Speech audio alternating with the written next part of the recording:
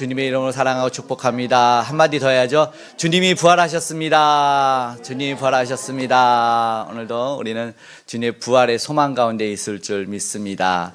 오늘 말씀을 나누고 말씀 끝나면서 바로 이어서 성찬식은 진행하도록 하겠습니다.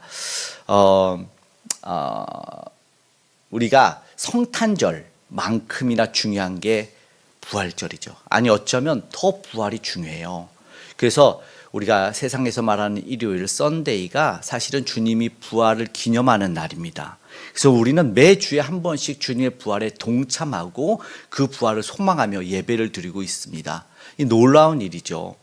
그런데 이제 세상에서는 당연히 이 부활을 믿지 않지만 오늘 우리는 이 부활에 대해서 깊게 생각하고 이미 하나님께서는 구약에서도 이 부활에 대해서 우리에게 알려주셨다는 것을 기억했으면 좋겠습니다. 부활에 대해서 에스겔 선지자를 보면 이제 구약 성경에 보면 거기는 조금 더 심한 부활이 나와요. 오늘 부활 주일을 맞아서 우리가 요한복음 강해를 하고 있는데 딱 하필 나사로가 부활한 나사로를 부활시킨 본문을 보았고 그러면서 오늘 우리가 다시 한번 예수님의 죽음과 다시 사심을 묵상하는 부활 주일을 맞고 또 나사로를 살리는 것이 예수 그리스도께서 자신이 살아날 것과 자신이 사랑하는 백성들을 살리실 것을 알려주시는 귀한 말씀인 것을 우리는 깨닫게 되는데 이전에 살리는 그 부활은 어떠한가를 한번 보니까 말씀드린 에스겔서의 37장에 보면 조금 더 심각한 부활이 나옵니다. 좀 심하죠. 거기는 마른 뼈가 이 골짜기에서 마른 뼈들이 막 일어나 살아나고 살과 힘줄과 이 모든 것이 붙어서 살아나고 회복되는 것이 있는데 그 부활은 지금 생각했던 부활보다 조금 더 놀라운 부활인 것을 보게 됩니다. 왜냐하면 여러분 생각해 보십시오. 부활이 뭐냐면 우리가 생각하는 물질적인 것만 멈춰 있지 않다는 거예요. 그러니까 사람이라고 동물이라고 생명체라고 해가지고 살이 있고 뼈가 있고 뭐 피도 있고 그렇다고 해서 그 물질적인 것, 그러니까 육체적인 것만 있다고 해서 생명이 됩니까? 절대 그렇지 않아요. 그것이 에스겔에 있길래 한번 우리가 이 말씀을 한번 보면 좋겠는데요. 한번 1절 한번 읽어보겠습니다. 시작. 여호와께서 권능으로 내게 임하시고 그의 영으로 나를 데리고 가서 골짜기 가운데 두셨는데 거기 뼈가 가득하더라. 네, 이제 하나님께서 선지자에게 보내준 환상인데요. 8절, 9절, 10절을 우리 한번 함께 읽어보겠습니다. 사라졌다. 10절, 8, 9, 10절 시작. 내가 또 보니 그 뼈에 힘줄이 생기고 살이 오르며 그 위에 가죽이 덮이나 그 속에 생기는 없더라.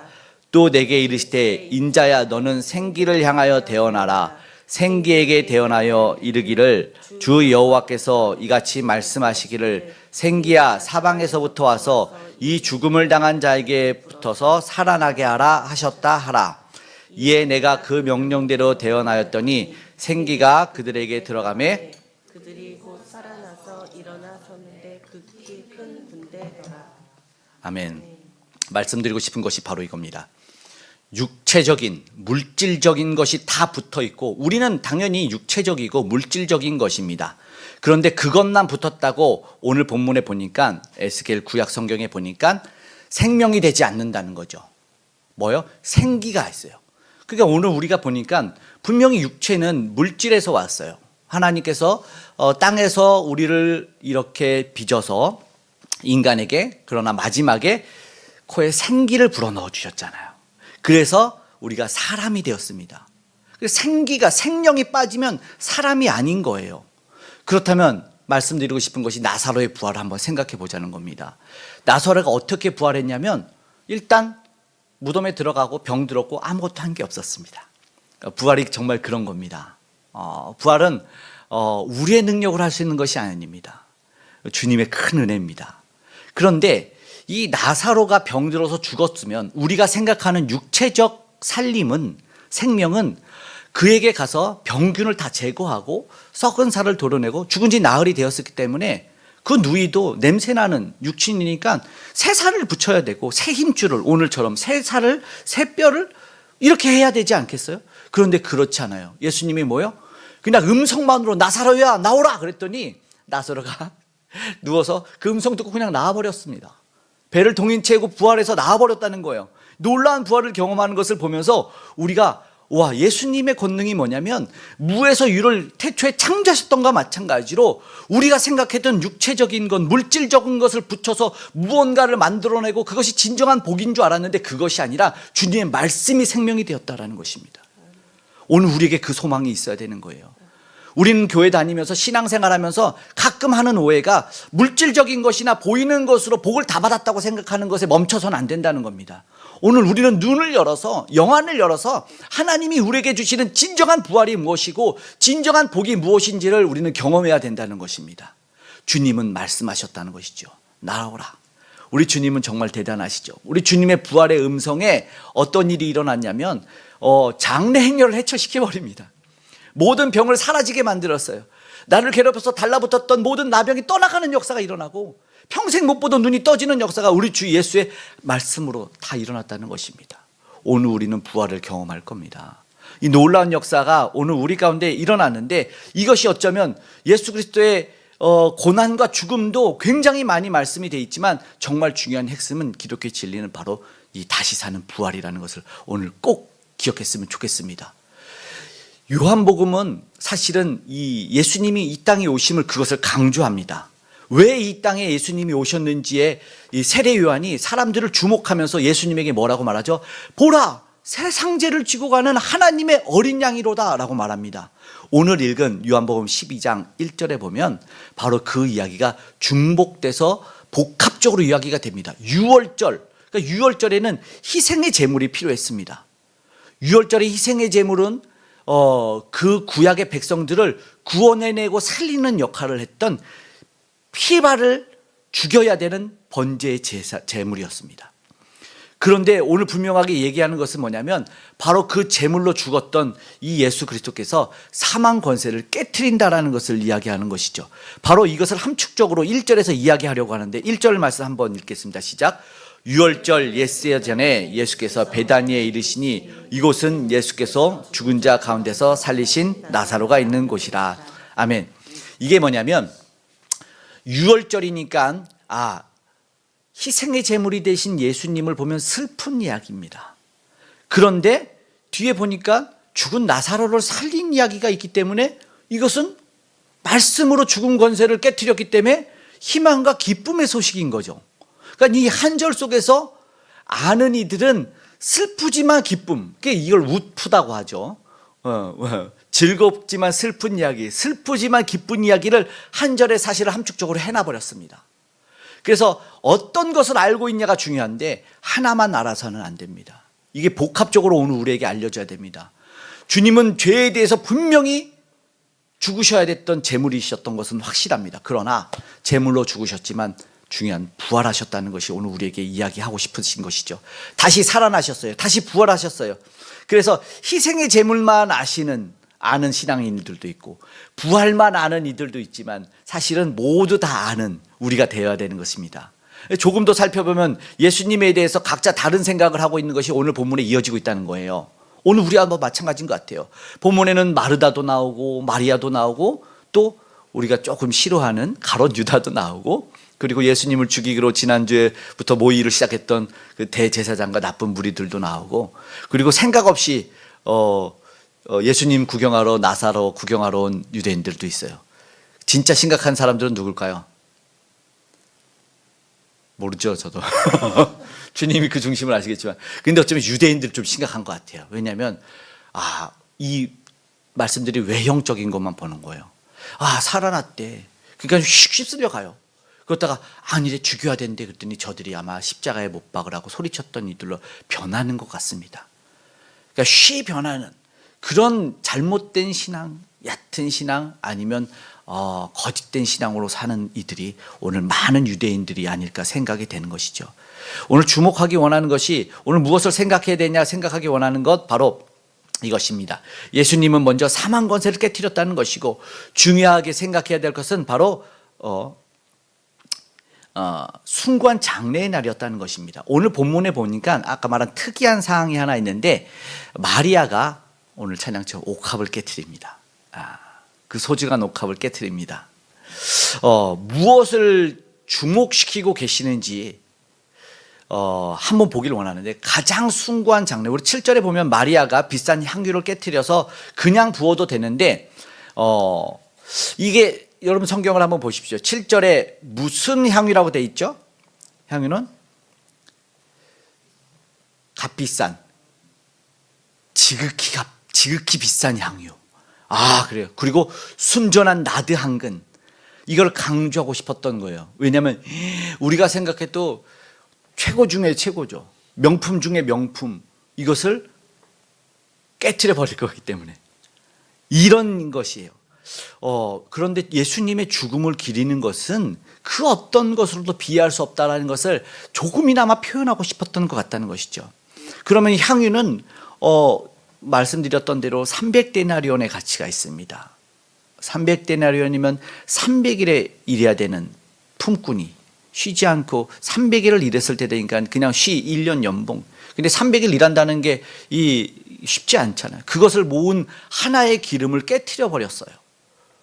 그러면 그것을 어디에다 부어야 되냐면, 그 값비싼 향유는 온몸에 바르거나 머리에 뿌려야 되죠. 그래서 이제 향내가 나게 하는 건데 아니었어요. 그거는 뭐예요? 우리가 생각하는 것과 다르게 발에 부어버립니다. 예수님에게 묻어있던 흙먼지, 묻어있던 세상에서 걸어오시면서 묻었던 흙먼지를 그 가장 귀한 것으로 그 발을 씻겨드리고 싶었던 것이죠. 그리고 나서 뭘로 닦아냅니까? 자신의 가장 높은 인격의 소중한 머리털로 닦아냅니다. 이게 무엇을 표현하는지 우리는 생각할 수 있을 것 같아요. 그러니까 예수님한테, 예수님 이거는 최소한도 안 됩니다. 우리가 인간들이 가진 가장 귀한 것 드려도 주님의 정말 말하는 소위 발톱의 때만큼도 안 됩니다라는 것을 표현하는 것 같아요. 주님의 희생과 장례를 기리는 것이라고 생각하죠. 그 예수님은 이것을 허락하십니다.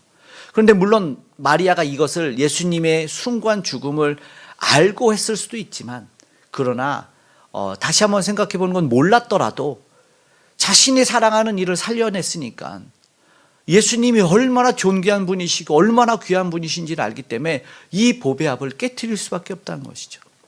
가장 귀한 보배압을 깨트릴 수밖에 없는 것, 그리고 우리가 아는 대로 예수님은 그를 두라고 하시는 것이죠.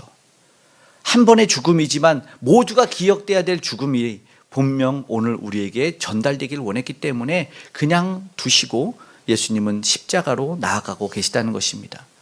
십자가로 나아가시는 이유는 분명히 오늘 우리에게 있는 예수님의 죽으심과 부활이에요. 모든 이들에게 죽음을 넘어서 부활을 맞이하게 하는 예수님의 큰 뜻이 오늘 우리에게 전달돼야 됩니다. 우리는 모든 문제를 넘어서 기쁨의 부활을 맞이해야 되는 것입니다. 살펴볼 때, 그런데 이 기쁨에, 이 주님의 죽으심과 다시 사심을, 다시 살리심을 목격한 이들은 사실 진정한 믿음 가운데 예수님을 소망하고 그분의 능력과 권세만을 보고 그저 무릎을 꿇을 수밖에 없는데, 그런데 오늘 살펴볼 가룟 유다의 모습은 조금 다르다는 것이죠. 그의 모습을 보니까 예수님을 따르는 목적이 무엇일까요? 제자였는데도 불구하고 그를 따랐던 목적이 조금 달랐어요. 그는 주님의 희생을 가장 가치 있는 희생으로 여기지 않았습니다. 마리아처럼 지금 아무도 말하지 않잖아요. 그러니까는 그 까탈스러운 마리아도, 죽음에서 실제 살아났던 나사로도, 그리고 많은 사람들도 이 향유를 예수님의 발에 부을 때 아무 말도 안 하는데, 근데 자기가 뭐라고, 가룟 유다가 그거 가지고 뭐라고 합니다. 왜 이 비싼 향유를 예수님의 발에 부어요? 그리고 아무도 말하지 않는 속에서 자기의 목적을 말하는 것이 있어요.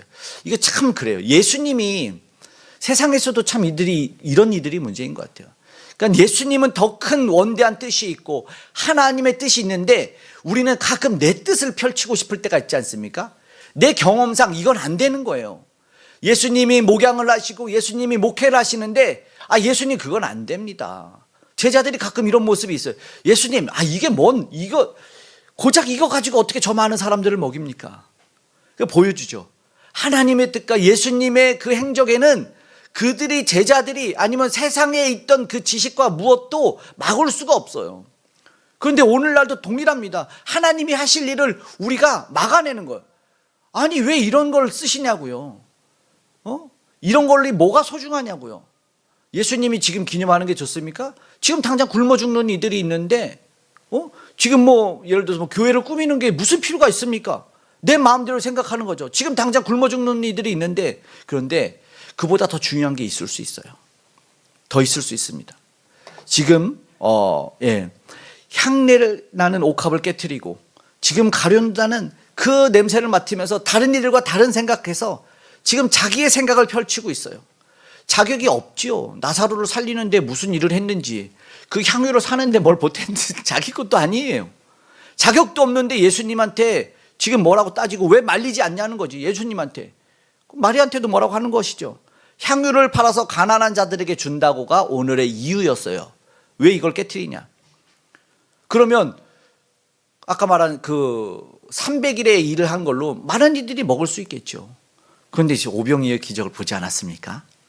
200데나리온이나 필요한 떡이 사실은 어떻게 그가 없었는데도 예수님이 먹였던 것을 경험한 제자였지 않습니까? 그럼 뭐예요 지금? 5절에 말하는 가난한 자들이 명분이지만 사실은 성경도 그가 말해요. 그거는 그의 욕심이었습니다. 그는 돈괴를 맡은 자였답니다.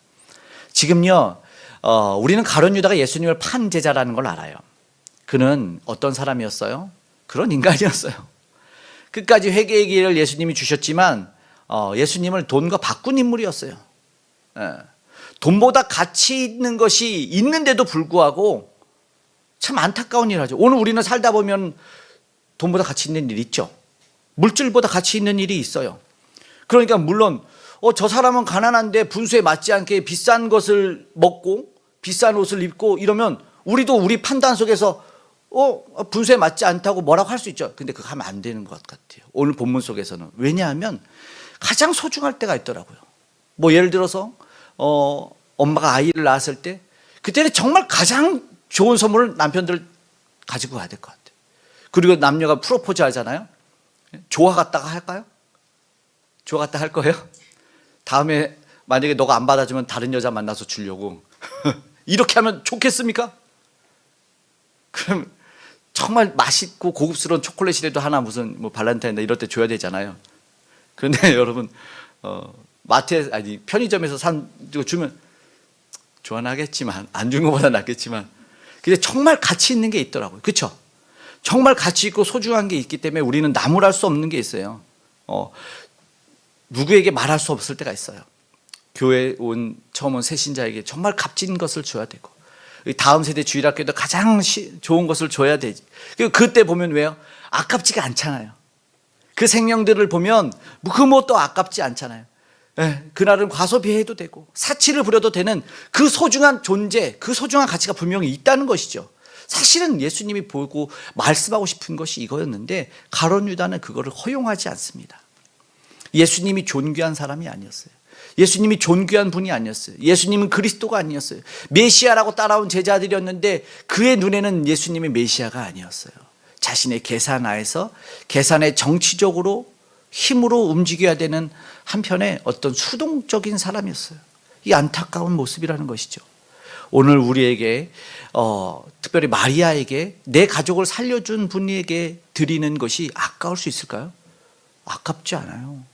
그냥 단지 예수님의 장례를 준비하는 것이 아니라 나의 죽었던 오빠를 오라버니를 살려서 나에게 가장 귀한 것 무엇일지 모르지만 너무나 숭고하고 가치 있는 내 새 생명을 선물하신 그분에게 가장 귀한 향유 옥합을 깨트려서 내 삶을 깨트려서 그의 발에 붙는 것은 어마어마한 가치가 있는 거라고 생각합니다.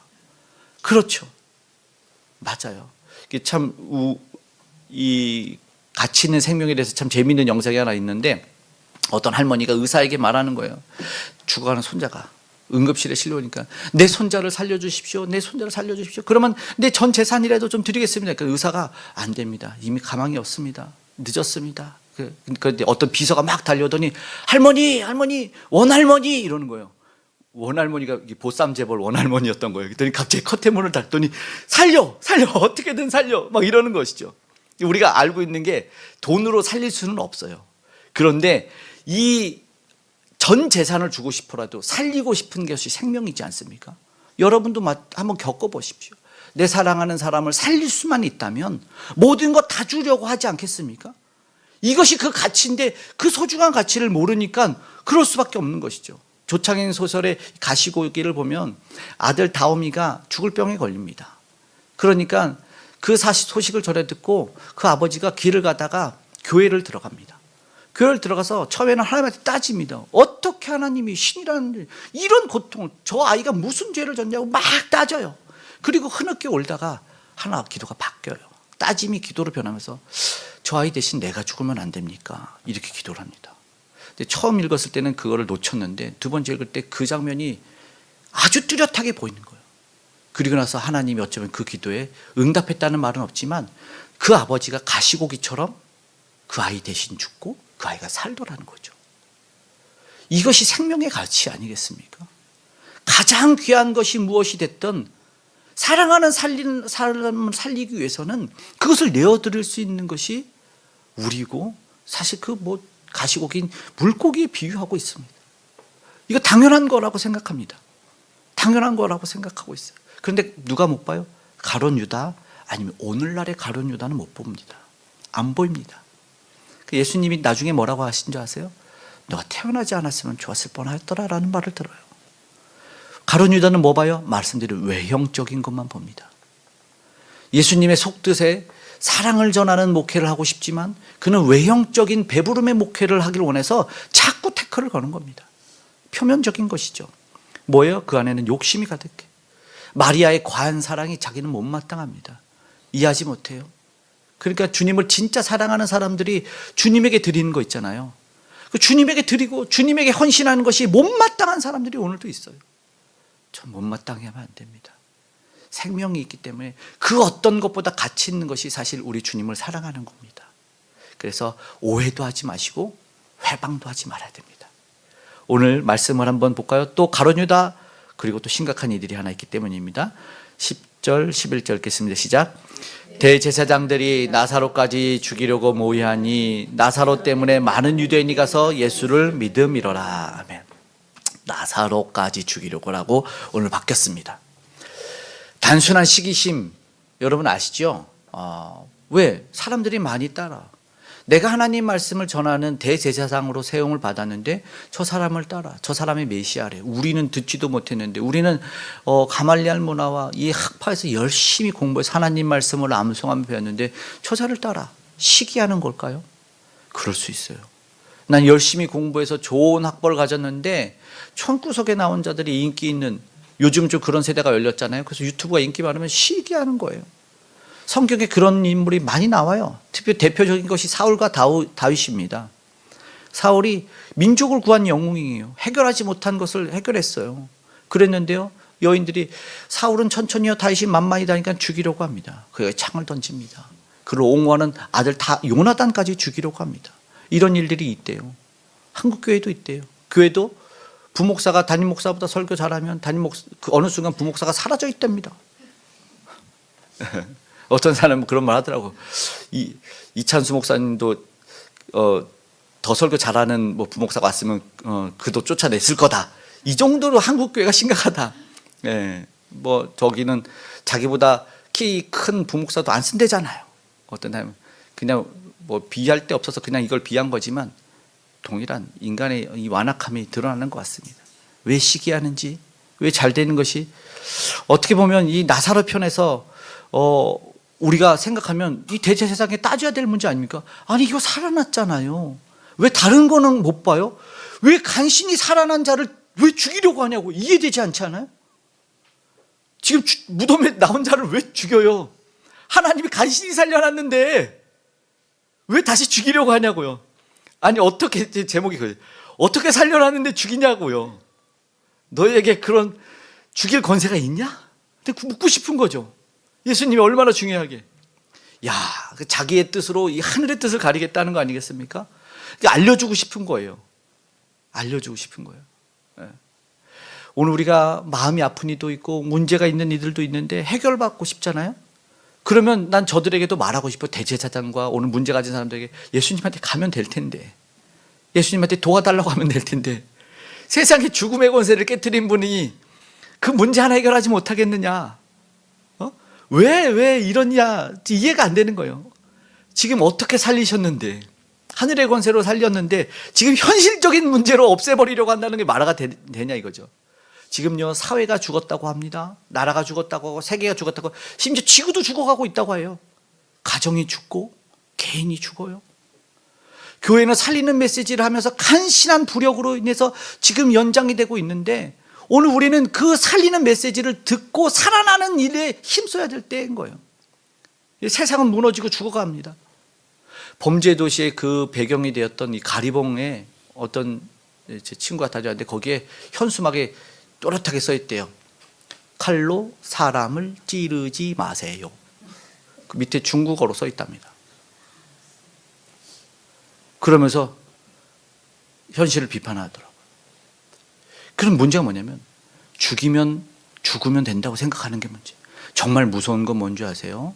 죽는 것도 죽이는 것도 문제가 아니라 바로 그거예요. 그러면 끝이라고 생각하는 거예요. 죽음이라는 것이 끝이라고 생각하는 게 가장 큰 두려움이고 가장 큰 문제라는 것을 오늘 우리가 알아야 된다는 것입니다. 무서운 거 아니고 우리 편 말고 다른 편에서 보면 불쌍한 얘기 아니겠습니까? 죽으면 된다. 안 보면 끝이다. 오늘 부활의 메시지를 살아내지 못하는 이들이라는 것이죠. 주님은 말씀하고 싶은 게 뭐예요? 내가 살려낼 수 있다는 것입니다. 썩은 육신이 문제가 아니다. 현상이 문제가 아니다. 평화로운 세상에 올 수 있다는 메시지인데 지금 가장 어이없는 비극을 지금 만들어내는 것이잖아요. 예수님을 죽이면 자기들이 살 수 있다고 생각한 거 아니겠어요? 로마인들이 우리를 살려줄 거잖아. 예수님을 죽이면 돼. 아유 혼란스럽다. 저 나사로까지 죽여버리자. 예수님의 죽음은 사실 가장 숭고한 죽음이기 때문에 죄 없는 이들의 저 어이없음 때문에 죽어야 되기 때문에 이 장례는 가장 기념돼야 될 장례인 것이고 그리고 정말 중요하게 확실하게 알려준 그 장례식 단 한 번 그러나 시체가 없는 장례식을 치르게 되는 것이죠. 슬픔과 비극의 장례식은 저들이 만들어냈지만 그래서 가장 귀한 것을 이야기하는 다시 살아나는 장례식을 오늘 우리는 준비해야 된다는 겁니다. 나사로를 다시 죽이려고 하는 이들에게 말하고 싶은 거예요. 어떻게 살렸는데 너희들이 다시 죽이려고 하는 거냐. 예수님을 죽이려는 이들에게 하나님 말씀하는 거죠. 야 어떻게 내가 살렸는데 네가 다시 죽이려는 거냐. 너희를 사랑하기 때문에 너희의 죄에 대해서 죽고 의에 대해서 살아날 것인데 너희들의 죄에 대해서 장례를 치르지만 의로 말미암아 살아나게 될 건데 그 부활인데 다만 왜 죽이냐고? 왜 죽이냐면 믿음이 없어서 시기해서 죽인다. 오늘 우리가 불신 때문에 내 믿음 없음 때문에 내 눈이 가려진 것 때문에 오늘 우리는 다 죽여내요. 예수님이 오늘 우리에게 문을 두드리면 말해요. 야 내가 너를 어떻게 살렸는데 너는 또 나를 죽이냐라고 말하는 것이죠. 제발 미움으로 불신으로 이 시기로 죽이지 않았으면 좋겠습니다. 어떻게 살렸는데 죽인단 말입니까? 오늘 다시 영원히 살아나는 그리스도와 연합을 이루기 위해서 이어서 우리 성찬식으로 이어가도록 하겠습니다. 아멘. 이어서 우리 성찬식을 진행하도록 하겠습니다.